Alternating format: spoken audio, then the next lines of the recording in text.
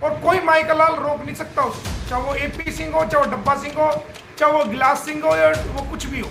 बल्कि गुलाम हैदर जिस दिन भारत में आ जाएगा उस दिन सबसे पहला इंटरव्यू हम भारत के तमाम यूट्यूबरों को, भारत में ही हो, देखते जाओ, बच्चे मिलेंगे या नहीं मिलेंगे, हम आपको ये वक्त बताएगा। और मोमिन मलिक डरता नहीं है, जिसके पीछे पड़ जाता है ना तबाह और बर्बाद कर देता है उसको, इस बात का ध्यान करना। और पोस्को एक्ट में कोई बच ही नहीं सकता, सजा होगी होगी, 101% सजा होगी। पोस्को कोर्ट से कोई नहीं बच सकता। गुलाम हैदर के बच्चों को गुलाम को दिलवाएंगे ना, जोड़ में भैंस लौट जाती है और वो डला मार मार के कैसे निकलती है। तो हमने चारों तरफ से इनको जो है इनकी नींद उड़ा दी है, इनको कर दिया है। अब ये रोज सुबह शाम आपको कोर्ट में नजर आएंगे, सुबह से शाम तक इनको वहीं बैठना पड़ेगा। और ये सुप्रीम कोर्ट के जो अपने आप को कहते थे हम सुप्रीम कोर्ट में वकालत कर रहे हैं, वो आने वाले समय में आप देखेंगे वो लोअर कोर्ट में, जिला की कोर्ट में जगह जगह खड़े मिलेंगे आपको। तो ये आपकी बहुत बड़ी कामयाबी है, ये आपकी ताकत है, आपकी हिम्मत है। और अब बात करते हैं गुलाम हैदर की। गुलाम हैदर कब आ रहा है? तो हमने गुलाम हैदर की सारी तैयारी पूरी कर ली है। गुलाम हैदर को हम कुछ बीच में छुट्टियां भी पड़ गई थी, नेपाल का भी कुछ काम आ गया था, और कुछ सबसे बड़ी जो बात थी वो हमारे भारत के गृह मंत्रालय के जो ऑफिसर थे वो इलेक्शन में बिजी थे, सरकार के कार्यों में बिजी थे। तो अब सरकार भी बन गई है, वो फ्री हो गए हैं, उनको हमने बहुत पहले सब कुछ किया हुआ है। तो सब कुछ कंप्लीट हो चुका है, सारे काम अंडर प्रोसेस हैं। तो जैसे ही वो भारत में आएगा हम ये नहीं बताएंगे कि कब, किस दिन और कहां और कैसे, किस माध्यम से गुलाम हैदर भारत में आ रहा है, बल्कि गुलाम हैदर जिस दिन भारत में आ जाएगा उस दिन सबसे पहला इंटरव्यू हम भारत के तमाम यूट्यूबरों को, सबसे पहला इंटरव्यू गुलाम हैदर का कराएंगे। कोई भी न्यूज़ चैनल, मीडिया का कोई भी आदमी को हम उसकी कोई बाइट नहीं देंगे। सबसे पहले जो है वो जो इंटरव्यू होंगे वो भारत के यूट्यूबरों के इंटरव्यू होंगे। सबसे पहली जो मुलाकात होगी, जिन लोगों ने ये इंसानियत की लड़ाई लड़ी है उन लोगों से सबसे पहली मुलाकात गुलाम हैदर की होगी।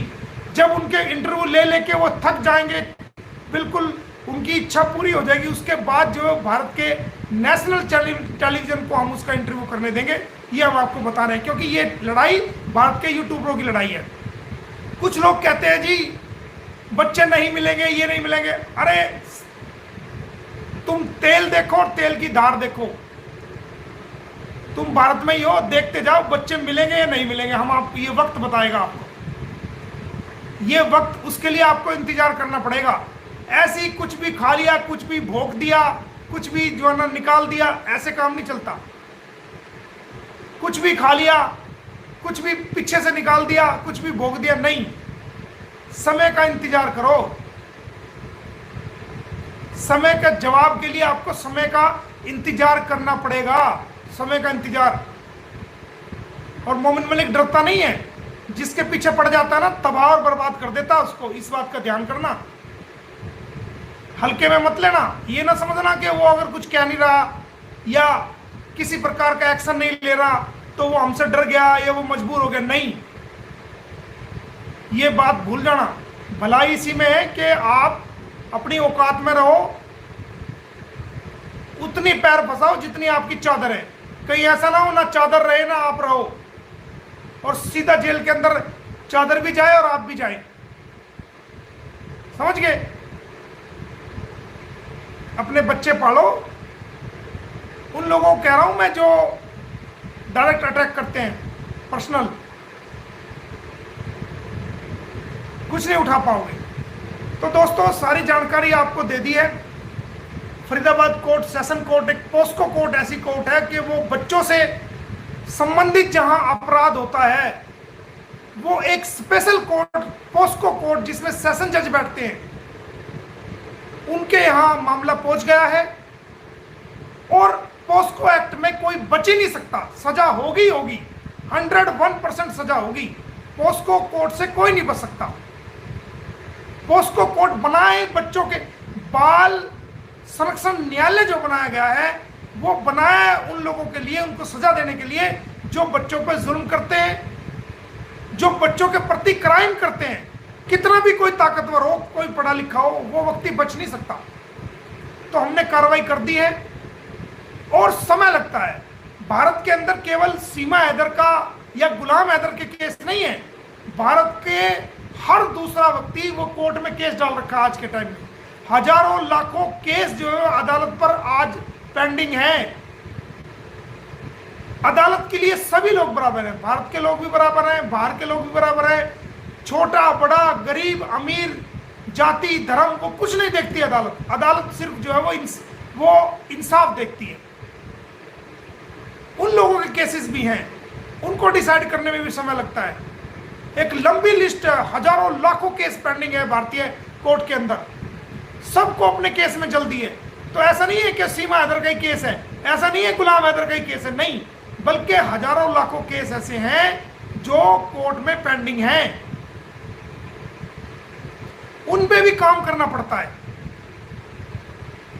तो दोस्तों, हम आपको पहले भी कह चुके हैं कि हम गुलाम हैदर के बच्चों को गुलाम को दिलवाएंगे। हमने अपनी सारी कानूनी प्रक्रिया को पूरा किया हुआ है। अब अदालत से मैं ये कैसे कह सकता हूं कि जी मुझे दे दो बच्चे? मैं तो नहीं कहूंगा। कहां लेके जाऊंगा उन्हें? अपने घर में रखूंगा? मैं ये जिम्मेदारी नहीं उठाऊंगा, मेरा काम नहीं है ये।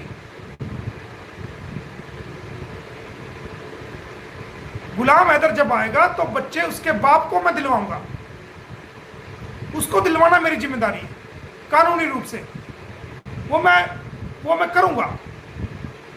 लेकिन मैं खुद बच्चे नहीं लूंगा, उनकी जिम्मेदारी भी उतनी हो जाएगी। तो बच्चे मिलेंगे, जरूर मिलेंगे। बच्चे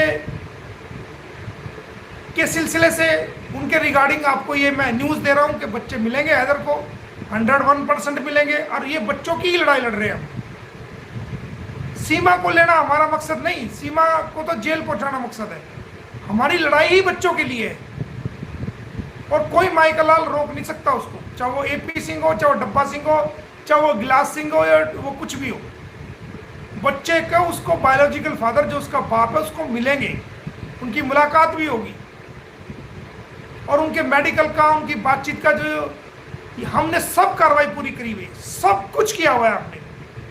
लेकिन उसके लिए समय की जरूरत होती है, उस पर टाइम डेट कब ऑर्डर हुआ क्या हुआ वो सब कुछ है हमारे पास। समय आने पर हम दुनिया के सामने दिखाएंगे, सबको दिखा देंगे, देखो ये तारीख थी, ये हमने कार्रवाई की, इसमें ये ऑर्डर हुआ था, ये उसकी तारीख है। लेकिन अननेसेसरी हम नहीं बताएंगे, जब तक काम कंप्लीट नहीं हो जाएगा हम नहीं बताएंगे आपको, चाहे आप कितना भी कुछ भी कोशिश कर लो। और कीचड़ उछालना बड़ा आसान है। आप कीचड़ अपने बाप पे भी उछाल सकते हो, अपने भाई पे भी उछाल सकते हो, अपने पड़ोसी पे भी उछाल सकते हो, अपनी बीवी पे भी उछाल सकते हो। लेकिन कीचड़ को साफ करके समाज के अंदर चलना वो सबसे बड़ी जिम्मेदारी है। कीचड़ उछालना किसी पे कोई कमाल का काम नहीं है, बिना सोचे बिना समझे कीचड़ उछाला जा सकता है। लेकिन कीचड़ से बच के, कीचड़ लग गया उसको साफ करके समाज के अंदर चलना, समाज की संस्कृति को बिगड़ने से रोकना और ऐसे कार्रवाई करना, ये हम सब की जिम्मेदारी है, सभ्य समाज के लोगों की जिम्मेदारी है। तो आप सभी लोगों को ना घबराने की जरूरत है, ना टेंशन लेने की जरूरत है, ना फिक्र करने की जरूरत है। जिस मुहिम से हम लोग जुड़े हैं उस मुहिम को हम पूरा करेंगे, और आपके आशीर्वाद से, आपकी दुआओं से, आपकी बरकतों से, आपके आशीर्वाद से, आपकी अच्छे विचारों से ये केस हम जीत करके गुलाम हैदर की बच्चों को दिलवा करके, इसको जेल भिजवा करके भारत की जनता के कदमों में ये कामयाबियां हम रखेंगे, और ये होगा। सच्चाई कुछ समय के लिए दब सकती है लेकिन रुक नहीं सकती। झूठ कुछ समय के लिए इज्जत पा सकता है लेकिन हमेशा के लिए फिर उसको जलील होना पड़ेगा। तो दोस्तों, बहुत बहुत शुक्रिया। आज काफ़ी लेक्चरबाजी हो गई है आपके सामने, ठीक है। तो आप सभी सलामत रहें, ठीक ठाक रहें, आपका परिवार ठीक रहे, और हमारे और इस इंसानियत की मुहिम को आगे बढ़ाते रहे। और जो अपने साथी हैं जो इंसानियत के लिए लड़ाई लड़ रहे हैं, मैं उनसे रिक्वेस्ट यही करना चाहूँगा कि ना तो झुकें, ना डरें, ना बहकावे में आए, अपनी मुहिम को आगे बढ़ाते चले सभ्यता के साथ, ईमानदारी के साथ और इंसानियत की लड़ाई के साथ।